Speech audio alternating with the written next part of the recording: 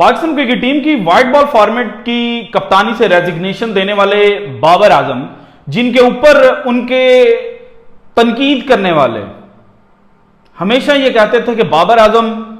Power का भूखा है, बाबर आजम कप्तानी का भूखा है, बाबर आजम सेल्फिश है, और बाबर आजम को यह पता है कि अगर मैंने कप्तानी छोड़ी तो मेरी पाकिस्तान क्रिकेट टीम से छुट्टी जो है वो हो जाएगी। इसीलिए बाबर आजम कप्तानी नहीं छोड़ता और टीम का माहौल खराब है, फिर भी बाबर आजम ने अपने सर के ऊपर सवार किया हुआ है कि वो पाकिस्तान क्रिकेट टीम की कप्तानी करेंगे। लेकिन बाबर आजम ने कल रात को जैसे ही ये बम फोड़ा अपने हासदीन के ऊपर, अपने तनकीद करने वाले पर, अपने बुक्स के अंदर डूबे हुए सहाफियों पर, तो अब एक नया जनाब जो इल्जाम बाबर आजम के ऊपर लगाया जा रहा है वो ये है कि देखें चैंपियंस ट्रॉफी 2025 बिल्कुल सर पर है और बाबर आजम ने सेल्फिश अप्रोच दिखाते हुए बीच मंझधार में जो टीम है और जो अपने क्रिकेट फैंस हैं उनको छोड़ दिया है। बासित अली साहब जो हैं उन्होंने भी बाबर आजम की कप्तानी को लेकर बात की जो उन्होंने छोड़ी है। इसके अलावा कई बड़े बड़े नाम जनाब इस वक्त बाबर आजम के ये जो कप्तानी को छोड़ने का फैसला है इसको डिस्कस कर रहे हैं, लेकिन दो लोग ऐसे हैं जिन्होंने इस चीज को नेगेटिव वे में समहाउ पोर्ट्रे करने की कोशिश की। नंबर 1 है जनाब पाकिस्तान की आन मान शान और बहुत बड़े एक्सपर्ट हैं, बड़े सीनियर तरीन जनाब एक्सपर्ट्स के अंदर उनका शुमार होता है और एक टेलीविजन चैनल के ऊपर भी बैठते हैं और उन्होंने बाबर आजम के हवाले से यह कहा कि बाबर आजम जिद्दी था, बाबर आजम अपनी जनाब जो सेफ साइड है उसको लेकर चलता था। ये मैंने बड़े सॉफ्ट वर्ड्स के अंदर बात की है सिकंदर बख्श साहब की, हालांकि अगर आप उनको जनाब जो वर्ड्स इस्तेमाल किए ना उसको जाकर देखें तो आपको गुस्सा आएगा। और दूसरे हैं जनाब फुरकान भट्टी साहब, again one of the senior sports journalist और बड़ी गहरी निगाह है क्रिकेट के ऊपर इनकी और पाकिस्तान क्रिकेट टीम के हवाले से खबरें भी देते हैं, एनालिसिस भी जनाब बोल्ड किस्म का जो है वो प्रेजेंट करते हैं। और अब बाबर आजम की कप्तानी छोड़ने के बाद उन्होंने जो एनालिसिस दिया है उस एनालिसिस वाली वीडियो के अंदर जो स्टार्ट फुरकान भट्टी साहब ने लिया है ना वो बड़ा इंटरेस्टिंग है और उन्होंने कहा बाबर आजम डरपोक, बाबर आजम बुज़दिल। और फिर कई चीजें उन्होंने हाईलाइट की कि बाबर आजम 2019 में मार्सवाइज जो न्यूजीलैंड के खिलाफ सेंचुरी स्कोर की थी चेज करते हुए, उसके अलावा इंटरनेशनल क्रिकेट के अंदर कुछ भी नहीं कर पाया और बाबर आजम ने जो अपनी वर्थ है और उसको शायद पहचाना ही नहीं। और इसके बाद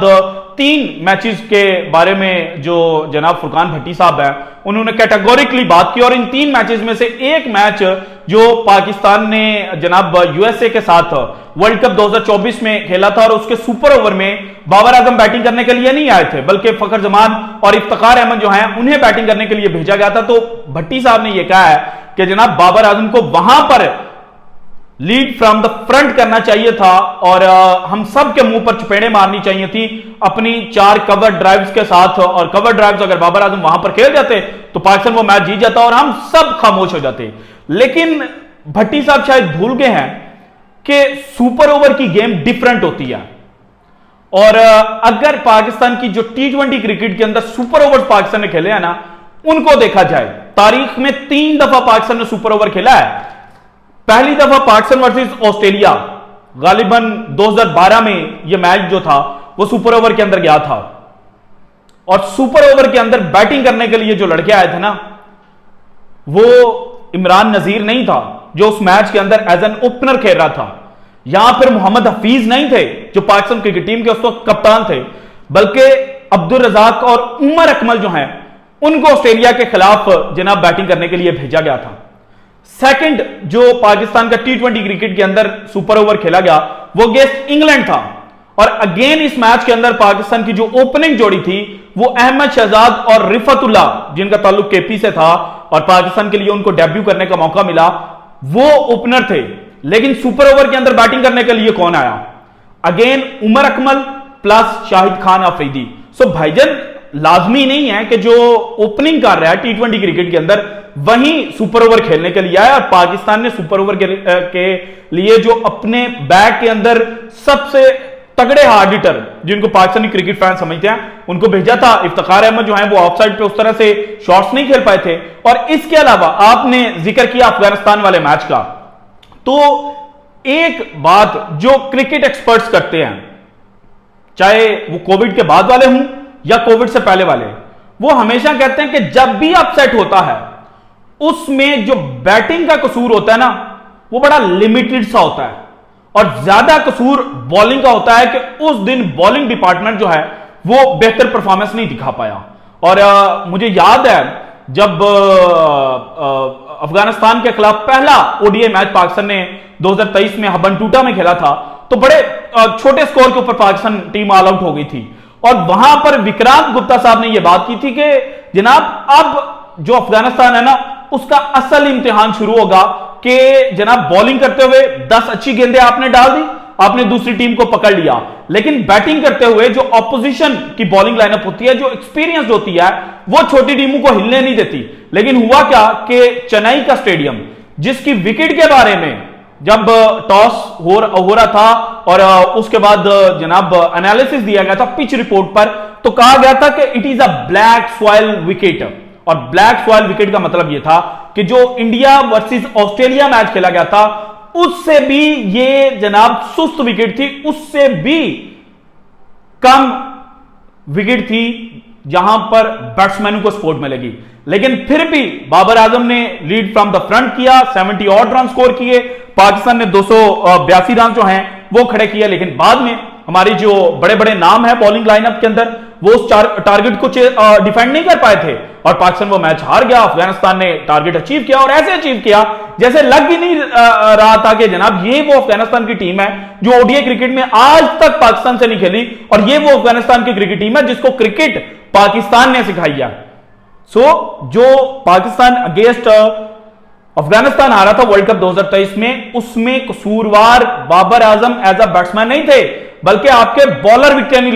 ले पाए थे। उसके बाद 2022 का T20 वर्ल्ड कप जिम्बाब्वे ने पाकिस्तान को शिकस्त दी, पाकिस्तान 1 रन से वो मैच जो है वो हार गया था और इस मैच के अंदर Babar Azam as a batsman run जो है वो स्कोर नहीं कर पाए थे। लेकिन बाकी बैट्समैनों ने क्या किया था ये भी जरा बता दें ताकि अवाम को पता चले।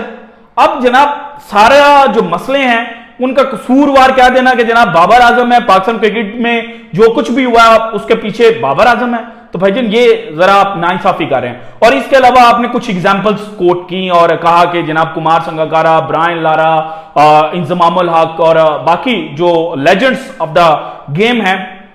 तो भाईजान ये लेजेंड्स ऑफ द गेम कैसे लेजेंड्स बने? कभी उस प्रोसेस के ऊपर बात की है आपने? कभी ये कहा कि जब ब्रायन लारा खेलने के लिए आए थे वेस्ट इंडीज के लिए, तो उस वक्त वेस्ट इंडीज की टीम में कौन कौन से बड़े नाम थे जिन्होंने ब्रायन लारा को द लेजेंड ब्रायन लारा बनाया? इंजमामुल हक को द लेजेंड इंजमामुल हक किसने बनाया? विराट कोहली को द लेजेंड विराट कोहली किसने बनाया? उस प्रोसेस के ऊपर कभी बात की है? जब बाबर आजम पाकिस्तान के लिए डेब्यू करते हैं, पाकिस्तान के लिए रोल मॉडल कौन था उस वक्त? मिसबाह उल हक। और मिसबाह के ऊपर मैं अब जनाब उस तरह से बात नहीं करूंगा क्योंकि रिसेंटली उमर अकमल ने बात की थी कि जनाब हम 2011 के सेमीफाइनल में जीतने की पोजीशन में थे, मैं हार्ड हिटिंग कर रहा था और मुझे कहा जा रहा था कि जनाब आप जो जनाब स्लो है वो खेले। सो ये वो माइंडसेट है जो बाबर आजम डेब्यू कर रहा था तो पाकिस्तान के ड्रेसिंग रूम के अंदर था।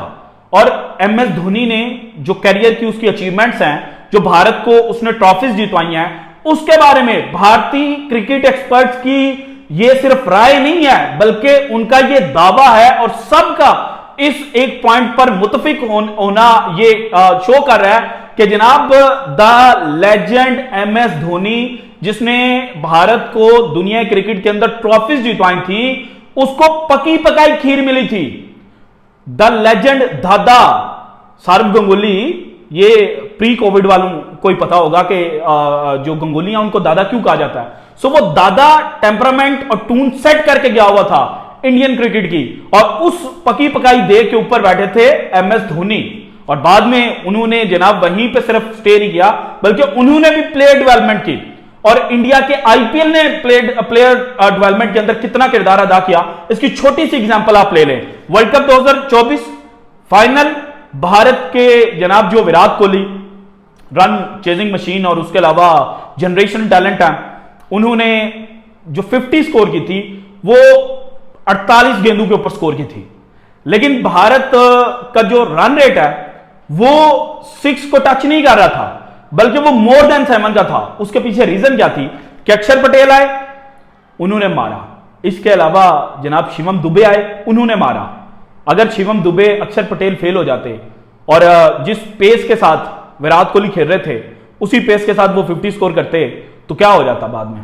भारत वो रिक्वायर्ड जो टारगेट था उस तक ना पहुंच पाता और साउथ अफ्रीका उसको चेस डाउन कर लेता। सो विराट कोहली की वो इनिंग जिसने उनको मैन ऑफ द फाइनल बनाया था, वही इनिंग उनके कैरियर के ऊपर सबसे बड़ा धब्बा लग जाती। सो जनाब, जो टीम हारती है ना, वो सिर्फ एक प्लेयर की वजह से नहीं आती या सिर्फ कप्तान की वजह से नहीं आती। मुझे याद है जनाब, जब पाकिस्तान न्यूजीलैंड से हारा इस साल के आगाज पर, जब शाहिनशाह अफरीदी कप्तान थे, तो उस वक्त ये बातें हुई थी कि जनाब it is a team game, it is not an individual game. So जब इंडिविजुअल्स परफॉर्मेंसेस देते हैं, वो एक दूसरे के साथ जुड़ती हैं तो वो टीम को जितवाती हैं। लेकिन अगर एक ही इंडिविजुअल के ऊपर सारा प्रेशर आ जाए, जिस तरह से गैरी क्रिस्टन ने कहा था जब उन्होंने पाकिस्तान टीम को ज्वाइन किया इन मई, तो उन्होंने कहा था कि जनाब हम बाबर आजम से प्रेशर रिलीज करेंगे और बाबर आजम को बताएंगे कि भाईजान आपने सारी जिम्मेदारी नहीं लेनी, आप इजी होकर खेलें। लेकिन फिर वर्ल्ड कप में क्या हमने देखा कि जिस मैच में बाबर आजम खड़े हुए उस मैच में पाकिस्तान ने एक रिस्पेक्टेबल टोटल जो है वो दिया, और जिस मैच में बाबर आजम जल्दी आउट हो गए, फॉर एग्जांपल इंडिया वाला मैच, पाकिस्तान जनाब सिर्फ 120 रन का टारगेट था, वो चेस डाउन नहीं कर पाया। सो आपने जब लेजेंड बनाने होते हैं ना, तो वो लेजेंड आते साथ ही नहीं बन जाते, बल्कि ड्रेसिंग रूम के जो लेजेंड्स हैं वो साथ वालों को लेकर चलते हैं और उनके अंदर एक हंगर पैदा करते हैं, उनके अंदर एक चीज पैदा करते हैं। और इसके अलावा पाकिस्तान क्रिकेट को तबाह करने वाला जो है ना, वो ना शाहीन है, ना बाबर है, ना रिजवान है और ना ये यंगस्टर्स हैं, बल्कि वो माइंडसेट है जिसने इस टीम की यूनिटी को तोड़ा था। और आप पाकिस्तान क्रिकेट की हिस्ट्री को उठाकर देख लें, पाकिस्तान कभी भी बैटिंग के पॉइंट ऑफ व्यू से नहीं जानी जाती थी, बल्कि अपने बॉलिंग डिपार्टमेंट जो है उसकी वजह से जानी जाती थी। जब भी इंडिया वर्सेस पाकिस्तान मैच होता था तो यह कहा जाता था कि ये पाकिस्तान वर्सेस इंडिया मैच तो है, लेकिन असल में ये इंडिया की बैटिंग पाकिस्तान की बॉलिंग का मैच है। कभी भी ये नहीं कहा जाता था कि ये इंडिया की बॉलिंग और पाकिस्तान की बैटिंग का मैच है। सो ये जनाब कुछ हिस्ट्री से चीजें हैं जो आपको, मुझे लगता है कि अपनी ऑडियंस को बताना चाहिए। और हर चीज का जिम्मेदार बाबर आजम नहीं है। At the end of the day मैं यही कहूंगा, आप जनाब बाबर आजम ने जिन जिन मैचेस के अंदर कप्तानी नहीं की, उन मैचेस के रिजल्ट्स निकाल कर देखें। फिर बाबर आजम के ऊपर ठप्पा लगाया गया कि बाबर आजम जो है वो सेल्फिश है। बाबर आजम ने जनाब ओपनिंग जो है उसको एज अ कैप्टन अपनी जेब के अंदर डालकर रखा हुआ था। तो भाईजान जब पाकिस्तान न्यूजीलैंड के साथ इस साल के आगाज पर खेला था, बाबर आजम की पोजीशन नीचे की गई थी, बाबर आजम को वन डाउन पर भेजा गया था और लीडिंग रन स्कोरर पाकिस्तान का कौन सा था उस सीरीज का, और हाईएस्ट स्ट्राइक रेट पाकिस्तान की जानिब से उस सीरीज के अंदर कौन सा किसका था, ये जरा ऑडियंस को खोलकर बता दें। सो भाईजान हर बंदा पोस्ट कोविड वाला नहीं है। प्री कोविड वालों को भी पता है कि वो कौन सा प्रोसेस है जिससे लेजेंड्स बनते हैं। पाकिस्तान का इंफ्रास्ट्रक्चर जो क्रिकेट का है ना, वो ऐसा नहीं है कि वो एक ही साल के अंदर या 2 सालों के अंदर पाकिस्तान की जो क्रिकेट टीम की मेंटालिटी है ना, उसको बदल कर रख दे। और पाकिस्तान यूएसए से जो हारा था ना इस वर्ल्ड कप में, उसमें भी देख लें। एग्जाम्पल कोट कर देता हूं, India versus Australia, Travis head batting कर रहे हैं, मैच ऑलमोस्ट ऑस्ट्रेलिया के हाथ में है क्योंकि पावर हिटर्स क्रीज पर थे। अर्शदीप सिंह बॉलिंग करने के लिए आते हैं और अर्शदीप सिंह को गालिबन 16वां वो ओवर था जिसमें रिवर्स स्विंग मिलती है, और फिर अर्शदीप के ओवर के बाद आते हैं जसप्रीत बुमराह, उनको भी रिवर्स स्विंग मिलती है और 2 ओवरों के अंदर मैच का 65 जो है वो इंडिया के हाथ में पलट जाता है। फाइनल में पहले जनाब जो 15 ओवर हैं साउथ अफ्रीका ने डोमिनेट किया होता है, लेकिन जैसे ही बॉल थोड़ी सी जनाब पुरानी होकर रिवर्स स्विंग मिलती है तो मैच का पांसा पलट जाता है। लेकिन पाकिस्तान वर्सेस यूएसए 14वें ओवर के अंदर रिवर्स स्विंग मिली जब हारिस रऊफ ओवर करने के लिए आए थे, लेकिन उसके बाद क्या हुआ, पाकिस्तान के बॉलर्स जनाब 18वें ओवर तक रिवर्स स्विंग से फायदा ही नहीं उठा पाए। जब 18वां ओवर करने के लिए आमिर आए या 19वां ओवर गालिबन करने के लिए आमिर आए थे ना, उस वक्त आमिर ने वो ओवर एक बेहतरीन किस्म का किया था। सो ये वो चीजें हैं, पाकिस्तान के बॉलर्स का कसूर है, बाबर आजम का उतना कसूर नहीं है। बाबर आजम बॉलर्स की जगह पर बॉलिंग नहीं करेगा, फील्ड प्लेसमेंट उसने बॉलर से पूछ कर और बॉलर को सजेस्ट करके करनी है। बॉलर उस जगह पे बॉल ही नहीं कर रहा जिस जगह पे फील्ड प्लेसमेंट की गई है, तो ये कप्तान का कसूर है। सो भाईजान ये चीजें जरा आवाम को बताएं और खुलकर बोलें। आप बहुत बोल्ड बोलते हैं और आप में ये हिम्मत है कि आप जनाब जो गलत है उसको गलत बोलेंगे और जो सही है उसको सही बोलेंगे। So this is it from today's episode. अगर आपको वीडियो पसंद है तो लाइक कीजिएगा, ज्यादा से ज्यादा शेयर कीजिएगा, अपनी कीमती राय का इज़हार लाजमी कीजिएगा, और अगर आपने अब तक चैनल को सब्सक्राइब नहीं किया तो कर दें।